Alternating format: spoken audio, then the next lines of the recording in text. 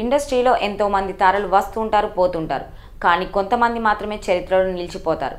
ఎన్ని జనరేషన్స్ మారినా వారి పేరు చెప్తే ఇట్టే గుర్తుపట్టేస్తారు. అలాంటి తారల్లో సిల్క్ స్మిత కూడా ఒకరు. ఆమె జీవితం అందరికీ తెలిసిన పుస్తకమే.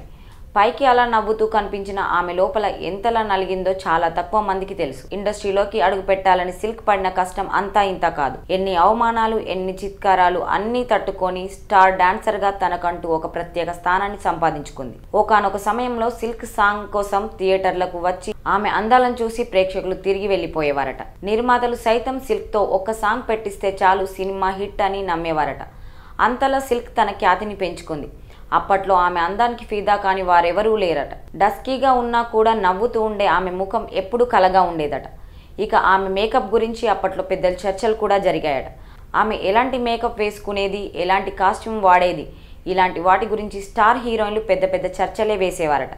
ఈ విషయాన్ని వారో వీరో కాదు, స్టార్ హీరో నందమూరి బాలకృష్ణ అంతటి వాడే ఒక ఇంటర్వ్యూలో చెప్పుకొచ్చాడు. బాలయ్య ఏది చెప్పినా బల్లగుద్దినట్లు నిక్కచ్చిగా చెప్పేవారట.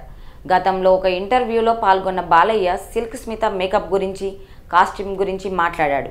ఇండస్ట్రీలో మేకప్, కాస్ట్యూమ్స్ విషయంలో సిల్క్ స్మితను ఢీకొట్టే ఆడదే లేదంటూ చెప్పుకొచ్చారు. అందరికంటే డిఫరెంట్గా ఆమె కనిపించేదట.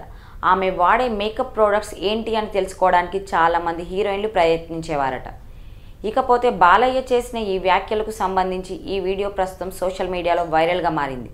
బాలకృష్ణ హీరోగా నటించిన ఆదిత్య 369లో సిల్క్ స్మిత ఒక కీలక పాత్రలో నటించింది. జానవులే నెర జానవులే సాంగ్లో బాలయ్య సిల్క్ స్మితతో రొమాన్స్ కూడా చేశాడు.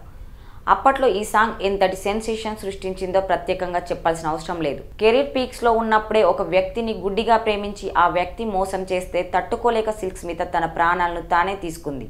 ఇప్పటికీ ఆమె ఈ లోకంలో లేకపోయినా ఆమె సాంగ్స్ ద్వారా, ఆమె చేసిన మంచి పనుల ద్వారా ఎప్పటికీ జీవించే ఉంటుంది అని అభిమానులు చెప్పుకొస్తున్నారు.